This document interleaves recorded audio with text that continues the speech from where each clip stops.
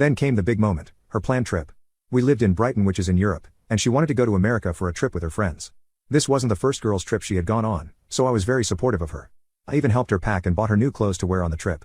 Little did I know, she had a crazy plan cooking inside her head. After dropping her at the airport, I went home and stayed up so I could call her and make sure she was safe when she landed. After 9 hours of drinking coffee to stay awake, I checked that her flight had landed and called her to make sure. The ringtone rang, but she didn't pick up. I tried a few more times, and even texted her about it, but still, there was no reply.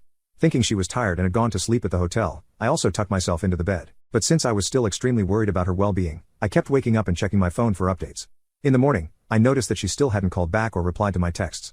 After trying for a few more minutes, I called her sister to ask if she had talked to my wife. She hadn't, so I decided to call my wife's friends who were supposed to be on the trip with her. That might sound very invasive, but I genuinely thought it was an emergency. For the longest time, I have had a fear of my plane crashing into the water, and I didn't want my wife to go through that horrible fate.